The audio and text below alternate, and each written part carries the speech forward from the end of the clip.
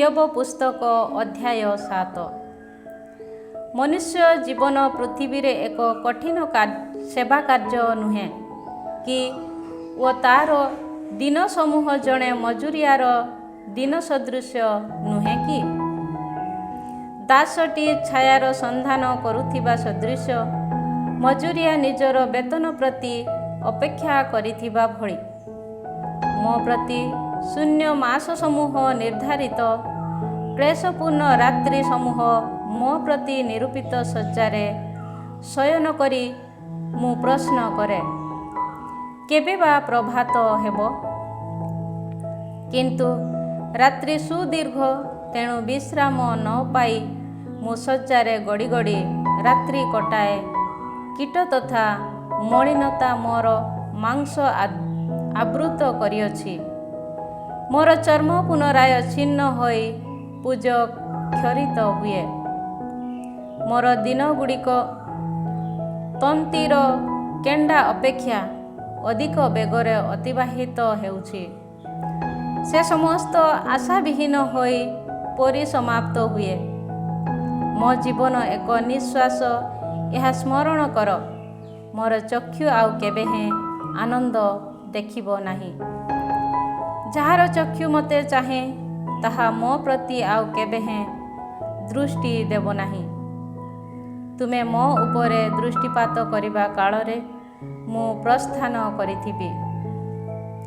ମେଘମାଳା ଯେପରି ତିରୋହିତ ହୋଇ ନିଶ୍ଚିହ୍ନ ହୁଏ, ସେହିଭଳି ଯିଏ ପାତାଳକୁ ଅବତରଣ କରେ, ସେ ପୁନରାୟ ଆରୋହଣ କରେ ନାହିଁ। ସେ ଆଉ କେବେ ହେଁ ନିଜ ଗୃହକୁ ଫେରି ଆସେ ନାହିଁ ଓ ତା'ର ସ୍ଥାନ ଆଉ କେବେ ହେଁ ତାକୁ ଚିହ୍ନେ ନାହିଁ। ସୁତରାଂ ମୁଁ ମୋର ମୁଖକୁ ନିର୍ବାକ କରିବି ନାହିଁ। ଆତ୍ମାର ବ୍ୟଥା ମଧ୍ୟରେ ମୁଁ ଅବଶ୍ୟ କଥା କହିବି। ଆତ୍ମାର ପୀଡ଼ା ମଧ୍ୟରେ ମୁଁ ତିକ୍ତତା ପ୍ରକାଶ କରିବି। ତୁମେ ଯେପରି ମୋର ଉପରେ ପହରା ନିଯୁକ୍ତ କର, ସେଥିପାଇଁ ମୁଁ କ'ଣ ଏକ ସମୁଦ୍ର କିମ୍ବା ସାମୁଦ୍ରିକ ଜନ୍ତୁ? ମୁଁ ଯେବେ କହେ, ମୋର ଶଯ୍ୟା ମୋତେ ଆଶ୍ୱସ୍ତ କରିବ, ପଲଙ୍କ ମୋର ସଙ୍କଟକୁ ଉପଶମିତ କରିବ, ତେବେ ସ୍ୱପ୍ନଗୁଡ଼ିକ ଦ୍ୱାରା ମୋତେ ଭୟଚକିତ କରୁଥାଅ। ଦର୍ଶନ ସମୂହ ଦ୍ୱାରା ତୁମେ ମୋତେ ଆତଙ୍କିତ କରୁଥାଅ। ଫଳରେ ଶ୍ୱାସରୁଦ୍ଧ ହେବାକୁ ମୁଁ ମନୋନୀତ କରିଥାନ୍ତି। ମୋର ଅସ୍ଥି ସକଳ ଅପେକ୍ଷା ମୃତ୍ୟୁବରଣ କରିବାକୁ ବରଂ ମୁଁ ପସନ୍ଦ କରିଥାନ୍ତି। ମୁଁ ନିଜ ଜୀବନକୁ ଘୃଣା କରେ। ମୁଁ ଚିରକାଳ ବ୍ୟାପୀ ଜୀବିତ ହୋଇ ରହିବି ନାହିଁ। ମୋତେ ଏକାକୀ ଛାଡ଼ିଦିଅ, କାରଣ ମୋର ଦିନ ସମୂହ ଏକ ଶାଶ୍ୱତ ମାତ୍ର। ତୁମେ ଯେପରି ମନୁଷ୍ୟ ପ୍ରତି ଏପରି ଗୁରୁତ୍ୱ ଦେଇଥାଅ ଓ ତା'ର ପ୍ରତି ଏହିପରି ମନୋଯୋଗୀ ହୋଇଥାଅ, ତା ନିମନ୍ତେ ସେ ବା କ'ଣ? ପ୍ରତି ପ୍ରଭାତରେ ତାକୁ ଦର୍ଶନ କରିବା ନିମନ୍ତେ, ପ୍ରତି ମୁହୂର୍ତ୍ତରେ ତାକୁ ପରୀକ୍ଷା କରିବା ସକାଶେ ସେ ବା କିଏ? ଛେପ ଢକିବା ପାଇଁ ସୁଦ୍ଧା ମୋତେ ଅବସର ନ ଦେଇ ତୁମେ ବା କେତେ କାଳ ଧରି ନିରୀକ୍ଷଣ କରି ରହିବ? ହେ ମାନବମାନଙ୍କର ନିରୀକ୍ଷଣକାରୀ, ମୁଁ ଯଦି ପାପ କରିଥାନ୍ତି, ତେବେ ମୁଁ ତୁମ ଉଦ୍ଦେଶ୍ୟରେ କ'ଣ କରିଅଛି? ତୁମର ନିଶାଣ ବସ୍ତୁ ସଦୃଶ୍ୟ ତୁମେ ମୋ ପ୍ରତି କାହିଁକି ଲକ୍ଷ୍ୟ କରିଅଛ? ତୁମ ପ୍ରତି ମୁଁ ବା କିପରି ଭାରାକ୍ରାନ୍ତ ହେଲି? ମୋର ଅପରାଧକୁ ତୁମେ କାହିଁକି କ୍ଷମା ଦେବ ନାହିଁ? ମୋର ଦୋଷକୁ କାହିଁକି ଅପସାରଣ କରିବ ନାହିଁ? କାରଣ ମୁଁ ବର୍ତ୍ତମାନ ପୃଥିବୀ ସହ ସମ୍ମିଶ୍ରିତ ହେବି। ତୁମେ ମୋତେ ଖୋଜିବ, କିନ୍ତୁ ମୁଁ ନଥିବି। ଅଧ୍ୟାୟ 8। ବିଲ୍ଦାଦର ଭାଷଣ, ଈଶ୍ୱରଙ୍କ ନୀତିନିଷ୍ଠାର ସୁଗମ ପଥ। ଏହାପରେ ସୁହିୟ ବିଲ୍ଦାଦ କହିଲା, ତୁମେ ଆଉ କେତେ କାଳ ଏପରି କଥାବାର୍ତ୍ତା କରିବ? ତୁମର ମୁଖ ନିଃସୃତ ବାକ୍ୟ ସବୁ ଏକ ପ୍ରବଳ ପ୍ରବାହିତ ବାୟୁ ନୁହେଁ କି? ଈଶ୍ୱର କ'ଣ ନୀତିନିଷ୍ଠାକୁ ବିଭ୍ରମ କରନ୍ତି? କିମ୍ବା ସର୍ବଶକ୍ତିମାନ କ'ଣ ନ୍ୟାୟପରାୟଣ ତାକୁ ବିପଥ କରନ୍ତି? ତୁମର ସନ୍ତାନଗଣ ତାହାଙ୍କ ବିରୁଦ୍ଧରେ ପାପ କରିଥିବେ, ସୁତରାଂ ସେ ସେମାନଙ୍କୁ ସେମାନଙ୍କର ଅପରାଧ ପାଇଁ ଶାସ୍ତି ଦେଇଅଛନ୍ତି। ତୁମେ ଯଦି ଈଶ୍ୱରଙ୍କୁ ଅନ୍ୱେଷଣ କରିବ ଓ ସର୍ବଶକ୍ତିମାନଙ୍କ ସନ୍ନିଧାନରେ ନିବେଦନ କରିବ, ତୁମେ ନିଷ୍କଳଙ୍କ ତଥା ନୀତିନିଷ୍ଠ ଥାଅ, ତେବେ ସେ ଅବଶ୍ୟ ନିଜକୁ ତୁମ ସକାଶେ ଜାଗ୍ରତ କରିବେ। ଯଦିଓ ତୁମର ପ୍ରାରମ୍ଭ କ୍ଷୁଦ୍ର, ତଥାପି ତୁମର ଅନ୍ତିମ ଦିନସମୂହ ଅତ୍ୟନ୍ତ ମହତ୍ତ୍ୱ ବିଶିଷ୍ଟ ହେବ। ମୁଁ ତୁମଠାରୁ ଏହା ଭିକ୍ଷା କରେ।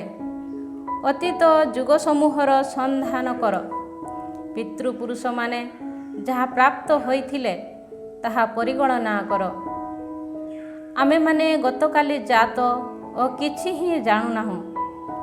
ଭୂପୃଷ୍ଠରେ ଆମର ଜୀବନ ଛାୟା ସଦୃଶ ନିଶ୍ଚିହ୍ନ ହେଉଛି। ସେମାନେ କ'ଣ ତୁମକୁ ଶିକ୍ଷା ଦେବେ ନାହିଁ? ସେମାନେ କ'ଣ ତୁମକୁ ଜଣାଇବେ ନାହିଁ?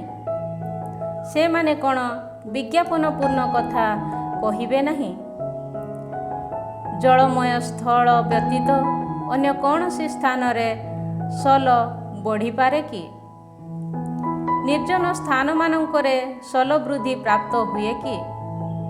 ସତେଜ ଥିବା ସମୟରେ ସେ ସମସ୍ତ ଯଦି କଟା ନ ଯାଏ, ତେବେ ଅନ୍ୟ ସମସ୍ତ ଉଦ୍ଭିଦ ପୂର୍ବରୁ ସେଗୁଡ଼ିକ ଅତି ଶୀଘ୍ର ଶୁଷ୍କ ହୁଏ। ଯେଉଁମାନେ ଈଶ୍ୱରଙ୍କୁ ବିସ୍ମୃତ ହୁଅନ୍ତି, ସେମାନଙ୍କର ପଥ ତଦ୍ରୂପ। ଅଧାର୍ମିକ ବ୍ୟକ୍ତିର ଆସ୍ଥା କ୍ଷୟପ୍ରାପ୍ତ ହେବ। ତାର ଆତ୍ମବିଶ୍ୱାସ ବିନଷ୍ଟ ହୁଏ। ତାର ଭରସା ବୁଢ଼ିଆଣୀର ଜାଲ ସଦୃଶ। ସେ ନିଜ ଗୃହ ଉପରେ ଆଉଜି ରହେ, କିନ୍ତୁ ତାହା ଅଟଳ ରହେ ନାହିଁ। ସେ ତାହାକୁ ଜାବୁଡ଼ି ଧରେ, କିନ୍ତୁ ତାହା ସ୍ଥାୟୀ ହୋଇ ରହେ ନାହିଁ। ସେ ସୂର୍ଯ୍ୟ ଆଲୋକର ସତେଜତାରେ ବଢ଼େ। ତା ଶାଖା ପ୍ରଶାଖା ଉଦ୍ୟାନରେ ମାଡ଼ିଯାଏ। ତାର ମୂଳ ପଥର ଗଦାର ଚତୁଃପାର୍ଶ୍ୱରେ ଜଡ଼ିତ ହୁଏ। ସେ ପ୍ରସ୍ତର ସମୂହ ମଧ୍ୟରେ ବଞ୍ଚି ରହେ। ସେ ଯଦି ନିଜ ସ୍ଥାନରୁ ଉପୁଡ଼ା ଯାଏ, ତେବେ ତାହା ତାକୁ ଅସ୍ୱୀକାର କରି କହିବ, ମୁଁ ତୁମକୁ କେବେ ହେଁ ଦେଖିନାହିଁ। ତାର ଗତିର ଆମୋଦ ଏହା ମାତ୍ର ଓ ସେହି ଭୂସ୍ଥଳରୁ ଅନ୍ୟ କେତେକ ଅଙ୍କୁରିତ ହେବ। ଈଶ୍ୱର ନିରପରାଧିକାକୁ ଅସ୍ୱୀକାର କରିବେ ନାହିଁ, କିମ୍ବା ଦୁଷ୍କର୍ମମାନଙ୍କୁ ନିଜ ସହାୟତା ପ୍ରଦାନ କରିବେ ନାହିଁ। ସେ ତୁମ ମୁଖକୁ ଅଟ୍ଟହାସ୍ୟରେ ପରିପୂର୍ଣ୍ଣ କରିବେ, ତୁମ ଅଧରକୁ ଚିତ୍କାର ରବରେ ପୂର୍ଣ୍ଣ କରିବେ। ଯେଉଁମାନେ ତୁମକୁ ଘୃଣା କରନ୍ତି, ସେମାନେ ଲଜ୍ଜିତ ହେବେ। ଦୁର୍ବୃତ୍ତମାନଙ୍କର ତମ୍ବୁ ଆଉ ରହିବ ନାହିଁ। ଅଧ୍ୟାୟ 9। ଇୟୋବଙ୍କ ପ୍ରତ୍ୟୁତ୍ତର ଈଶ୍ୱରଙ୍କ ନୀତିନିଷ୍ଠ ବିଧାନରୁ ଊର୍ଦ୍ଧ୍ୱ। ଉତ୍ତରରେ ଇୟୋବ କହିଲେ, ଏହା ଯେ ସତ୍ୟ, ମୁଁ ତାହା ବାସ୍ତବ ଜାଣେ। କିନ୍ତୁ ଜଣେ ଲୋକ ଈଶ୍ୱରଙ୍କ ସନ୍ନିଧାନରେ କିପରି ବା ନୀତିନିଷ୍ଠ ହୋଇପାରିବ?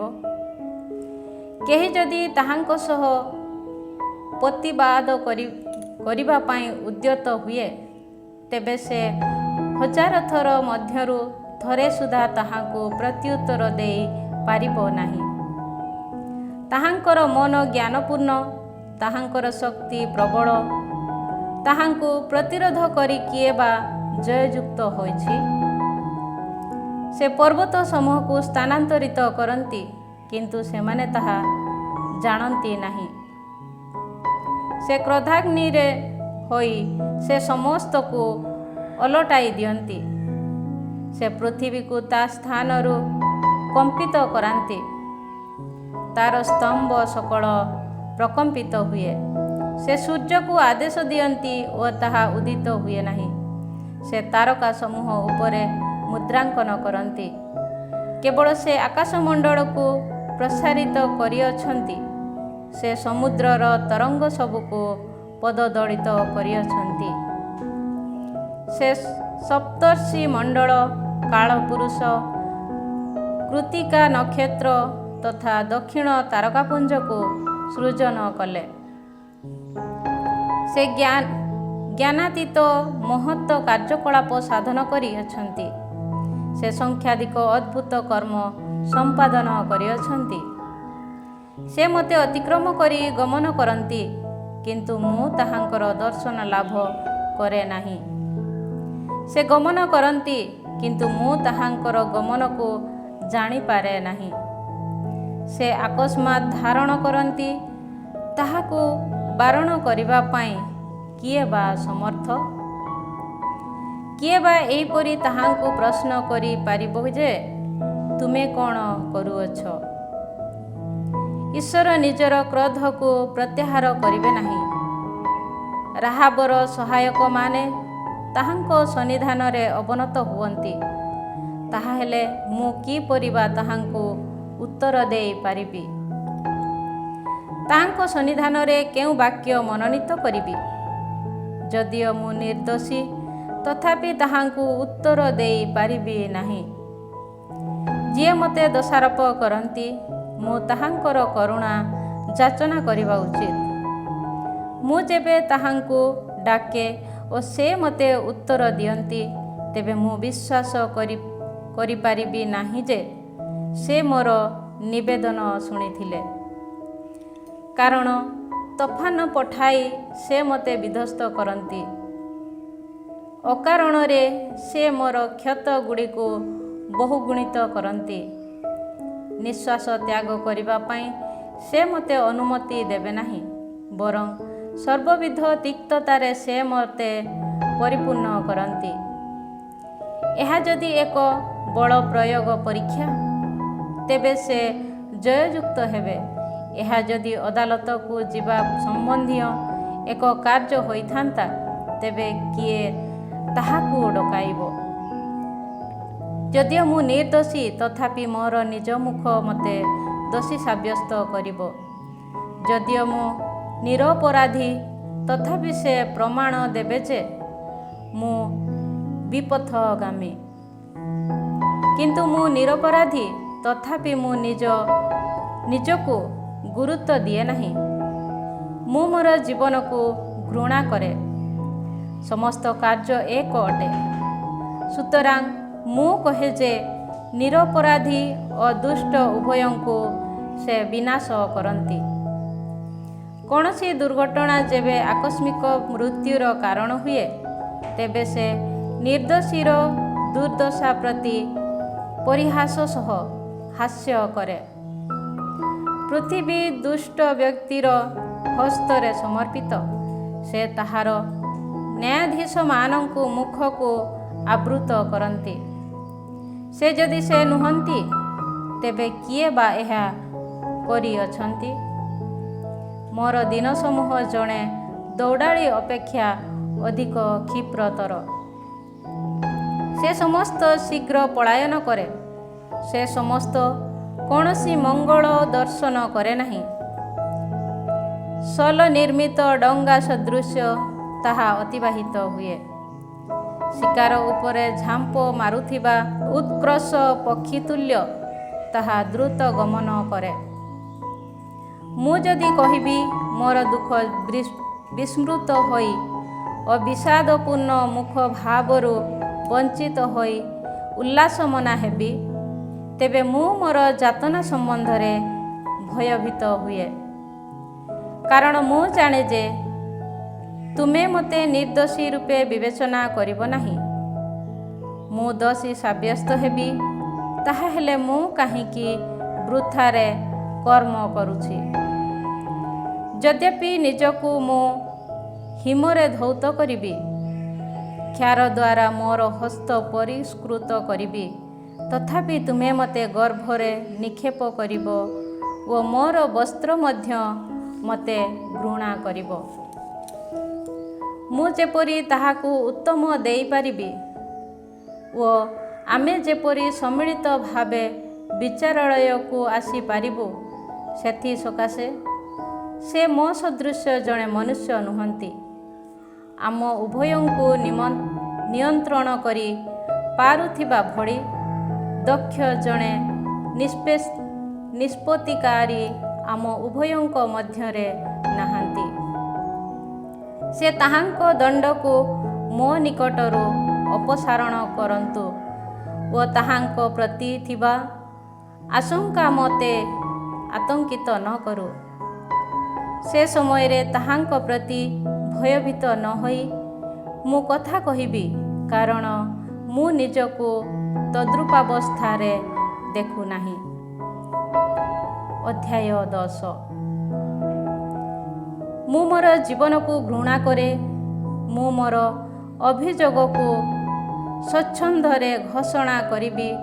ମୁଁ ମୋର ମନର ତିକ୍ତତାରେ କଥାବାର୍ତ୍ତା କରିବି। ମୁଁ ଈଶ୍ୱରଙ୍କୁ କହିବି, ମୋତେ ଦୋଷୀ ସାବ୍ୟସ୍ତ କର ନାହିଁ। ମୋତେ ଜଣାଅ ଯେ ମୋ ବିରୁଦ୍ଧରେ କାହିଁକି ପ୍ରତିରୋଧ କରୁଅଛ। ଉତ୍ପୀଡ଼ନ କରିବା, ତୁମ ହସ୍ତକୃତ କର୍ମାବଳୀକୁ ଅବଜ୍ଞା କରିବା ଓ ଦୁଷ୍ଟ ବ୍ୟକ୍ତିର ଯୋଜନାକୁ ସମର୍ଥନ ଜଣାଇବା ତୁମେ କ'ଣ ଉତ୍ତମ ମନେ କରୁଅଛ? ଯଦିଓ ମୁଁ ଦୋଷୀ ନୁହେଁ ଓ ତୁମ ହସ୍ତରୁ ମୋତେ ମୁକ୍ତ କରିବା ପାଇଁ କେହି ନାହିଁ, ଏହା ଯଦିଓ ତୁମକୁ ଜଣା, ତଥାପି ମୋର ଦୋଷ ଅନୁସନ୍ଧାନ କରିବା ଓ ମୋର ପାପକୁ ଅନ୍ୱେଷଣ କରିବା ପାଇଁ ତୁମର ଚକ୍ଷୁ କ'ଣ ମାଂସିକ ନୟନ? ମନୁଷ୍ୟ ଦେଖୁଥିବା ଭଳି ତୁମେ କ'ଣ ଦର୍ଶନ କରୁଅଛ? ତୁମର ଦିନସମୂହ ମଣିଷର ଦିନସମୂହ ସଦୃଶ କି? ତୁମର ବର୍ଷ ସବୁ କ'ଣ ମଣିଷର ବର୍ଷ ତୁଲ୍ୟ? ତୁମର ହସ୍ତ ମୋତେ ନିରୁପାୟିତ କରି ସୃଜନ କରିଅଛି, ତଥାପି ବର୍ତ୍ତମାନ ମୋ ଠାରୁ ବିମୁଖ ହୋଇ ତୁମେ ମୋତେ ବିନାଶ କରୁଅଛ। ତୁମେ ଯେ ମୋତେ ମୃତ୍ତିକାରୁ ସୃଷ୍ଟି କଲ, ଏହା ସ୍ମରଣ କର। ସେହି ଧୂଳିକୁ ତୁମେ କ'ଣ ମୋତେ ଫେରାଇ ଦେବ? ତୁମେ ମୋତେ ଦୁଗ୍ଧ ସଦୃଶ ଢାଳି ଦେଇନାହଁ ଓ ଛେନା ସଦୃଶ ଘନୀଭୂତ କରିନାହଁ କି? ତୁମେ ମୋତେ ଚର୍ମ ତଥା ମାଂସ ପରିହିତ କରାଇଲ, ଅସ୍ଥି ତଥା ପେଶୀ ଦ୍ୱାରା ସଂଯୁକ୍ତ କରାଇଲ। ତୁମେ ମୋତେ ଜୀବନ ତଥା ନିରନ୍ତର ସ୍ନେହ ପ୍ରଦାନ କରିଅଛ। ତୁମର ପରିଚାଳନା ମୋର ଆତ୍ମାର ସଂରକ୍ଷଣ କରିଅଛି। ତଥାପି ଏ ସମସ୍ତ କାର୍ଯ୍ୟକୁ ତୁମ ହୃଦୟରେ ତୁମେ ଗୁପ୍ତ କରି ରଖିଲ। ମୁଁ ବୁଝିନେଲି ଯେ ଏହା ଥିଲା ତୁମର ଉଦ୍ଦେଶ୍ୟ। ମୁଁ ଯଦି ପାପ କରେ, ତେବେ ତୁମେ ମୋତେ ନିରୀକ୍ଷଣ କରୁଅଛ। ତୁମେ ମୋତେ ମୋର ଅପରାଧରୁ ନିର୍ଦ୍ଦୋଷରେ ମୁକ୍ତ କରୁନାହଁ। ମୁଁ ଯଦି ଦୁଷ୍ଟ, ତେବେ ମୋତେ ଧିକ୍। ମୁଁ ଯଦି ନୀତିନିଷ୍ଠ, ତେବେ ମୁଁ ମସ୍ତକ ଉତ୍ତୋଳନ କରି ପାରୁନାହିଁ, କାରଣ ଲଜ୍ଜାପୂର୍ଣ୍ଣ ହୋଇ ମୋର ଯାତନାକୁ ମୁଁ ଦେଖୁଅଛି। ମୁଁ ଯଦି ନିଜକୁ ଉତ୍ତୋଳନ କରେ, ତେବେ ଏକ ସିଂହ ସଦୃଶ ତୁମେ ମୋତେ ସ୍ୱୀକାର କରୁଅଛ ଓ ତୁମେ ପୁନରାୟ ମୋ ବିରୁଦ୍ଧରେ ଅଦ୍ଭୁତ କର୍ମ ସମ୍ପାଦନ କରୁଅଛ। ନୂତନ ସାକ୍ଷୀମାନଙ୍କୁ ତୁମେ ମୋ ବିରୁଦ୍ଧରେ ରଖିଅଛ। ତୁମେ ମୋ ପ୍ରତି ଯନ୍ତ୍ରଣା ବଢ଼ାଇଅଛ। ତୁମେ ମୋ ବିରୁଦ୍ଧରେ ନୂତନ ସୈନ୍ୟ ବାହିନୀକୁ ଆନୟନ କରୁଅଛ। ମାତୃଗର୍ଭରୁ ତୁମେ ମୋତେ କାହିଁକି ବାହାର କରିଅଛ?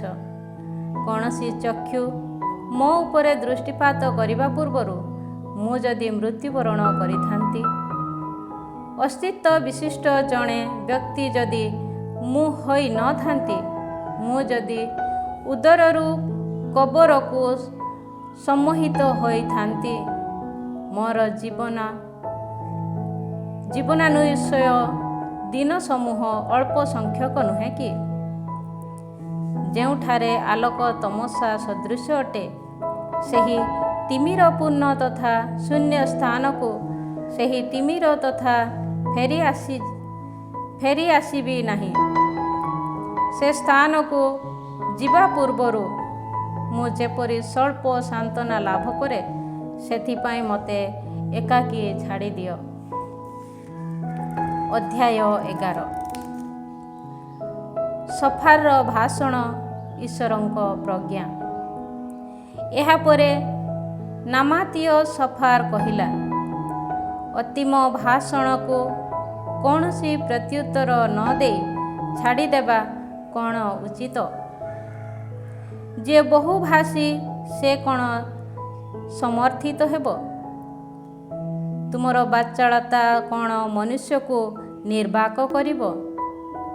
ତୁମେ ଉପହାସ କରିବା ସମୟରେ କେହି କ'ଣ ତୁମକୁ ଲଜ୍ଜିତ କରାଇବ ନାହିଁ?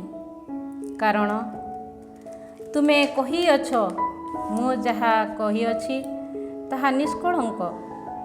ଈଶ୍ୱର ଦୃଷ୍ଟିରେ ମୁଁ ଶୁଦ୍ଧ। କିନ୍ତୁ ଈଶ୍ୱର ଯଦି ତୁମ ସହ ବାକ୍ୟାଳାପ କରିଥାନ୍ତେ ଓ ନିଜ ଅଧରକୁ ତୁମ ପ୍ରତି ଉନ୍ମୁକ୍ତ କରିଥାନ୍ତେ, ନିଗୂଢ଼ ଜ୍ଞାନର ରହସ୍ୟ ସେ ତୁମ ପ୍ରତି ପ୍ରକାଶିତ କରିଥାନ୍ତେ। କାରଣ ସେହି ଜ୍ଞାନ ବହୁବିଧ ରୂପ ବିଶିଷ୍ଟ ଅଟେ। ତେବେ ଜାଣି ରଖ ଯେ ତୁମର ଅପରାଧ ପାଇଁ ଯେଉଁ ପ୍ରତିଦାନ ଯୋଗ୍ୟ, ତା ତୁଳନାରେ ସେ ତୁମଠାରୁ କ'ଣ ପ୍ରତିଶୋଧ ନେଉଛନ୍ତି? ଈଶ୍ୱରଙ୍କ ନିଗୂଢ଼ ରହସ୍ୟ ଜାଣିବା ପାଇଁ ତୁମେ ସମର୍ଥ କି? ତୁମେ ସର୍ବଶକ୍ତିମାନଙ୍କର ସୀମା ସରହଦକୁ ନିର୍ଣ୍ଣୟ କରିପାରିବ କି? ତାହା ଆକାଶମଣ୍ଡଳର ଉଚ୍ଚତା ଅପେକ୍ଷା ଅଧିକତମ। ତାହାହେଲେ ତୁମେ କ'ଣ କରିପାରିବ? ତାହା ପାତାଳ ଅପେକ୍ଷା ଅଧିକ ଗଭୀର। ତାହାହେଲେ ତୁମେ କ'ଣ ବୁଝିପାରିବ? ତାହା ପୃଥିବୀ ଅପେକ୍ଷା ଅଧିକ ଦୈର୍ଘ୍ୟ ବିଶିଷ୍ଟ ଓ ସମୁଦ୍ର ଅପେକ୍ଷା ଅଧିକ ପ୍ରସ୍ଥ ବିଶିଷ୍ଟ। ପର୍ଯ୍ୟଟନ କରି ସେ ଯଦି କାହାରିକୁ କାରାରୁଦ୍ଧ କରନ୍ତି ଓ ନିଜର ବିଚାରାସନକୁ ଆହ୍ୱାନ କରନ୍ତି, ତେବେ କିଏ ତାହାକୁ ବାରଣ କରିପାରିବ? କାରଣ ସେ ମାନବ ଜାତିର ଅସାରତା ଜାଣନ୍ତି। ଦୋଷର ନିରୀକ୍ଷଣ କରିବା ସମୟରେ ସେ କ'ଣ ତା ସମ୍ବନ୍ଧରେ ପରିଗଣନା କରିବେ ନାହିଁ? ବନ୍ୟ ଗର୍ଦ୍ଦଭର ଶାବକ ଯେତେବେଳେ ମନୁଷ୍ୟ ରୂପେ ଜାତ ହେବ, ସେତେବେଳେ ନିର୍ବୋଧ ମନୁଷ୍ୟ ବୁଦ୍ଧିମାନ ହେବ। ଆସ, ତୁମ ହୃଦୟକୁ ଯଥୋଚିତ ଭାବେ ଉପସ୍ଥାପନ କର। ଈଶ୍ୱରଙ୍କ ଆଡ଼େ ତୁମ ହସ୍ତ ବିସ୍ତାର କର। ତୁମର ହସ୍ତକୁ କଳୁଷିତ କରୁଥିବା ଦୋଷକୁ ଦୂରେଇ ରଖ। କୌଣସି ଦୁଷ୍ଟତା ତୁମର ତମ୍ବୁରେ ଅବସ୍ଥାନ ନ କରୁ। ସେ ସମୟରେ ତୁମେ ଅବଶ୍ୟ ନିର୍ଦ୍ଦୋଷ ଅବସ୍ଥାରେ ତୁମ ମୁଖ ଉତ୍ତୋଳନ କରିବ ଓ ତୁମେ ସୁରକ୍ଷିତ ତଥା ନିର୍ଭୀକ ହେବ। ତୁମର ଯାତନା ସବୁ ତୁମେ ବିସ୍ମୃତ ହେବ। ଅତିବାହିତ ହୋଇଥିବା ଜଳ ସଦୃଶ୍ୟ କେବଳ ତୁମେ ତାହା ସ୍ମରଣ କରିବ। ତୁମର ଜୀବନ ମଧ୍ୟାହ୍ନ ଅପେକ୍ଷା ଅଧିକ ତେଜମୟ ହେବ। ତାହାର ଅନ୍ଧକାର ପ୍ରଭାତ ସଦୃଶ୍ୟ ହୋଇ ରହିବ। ପ୍ରତ୍ୟାଶା ଥିବା ଯୋଗୁଁ ତୁମେ ଆତ୍ମବିଶ୍ୱାସ ଲାଭ କରିବ। ସଂରକ୍ଷିତ ହୋଇ ତୁମେ ସୁରକ୍ଷିତାବସ୍ଥାରେ ବିଶ୍ରାମ ନେବ। ଶୟନ କରିବା ସମୟରେ କେହି କେବେ ତୁମକୁ ଭୟଚକିତ କରିବ ନାହିଁ। ଅନେକ ତୁମର ଅନୁକୂଲ୍ୟ ଭିକ୍ଷା କରିବେ, କିନ୍ତୁ ଦୁଷ୍ଟ ବ୍ୟକ୍ତିମାନଙ୍କ ଚକ୍ଷୁ ନିସ୍ତେଜ ହେବ। ସେମାନେ ରକ୍ଷାର ମାର୍ଗ ପ୍ରାପ୍ତ ହେବେ ନାହିଁ। ଅନ୍ତିମ ଶ୍ୱାସ ତ୍ୟାଗ କରିବା ହିଁ ସେମାନଙ୍କର ଆଶା।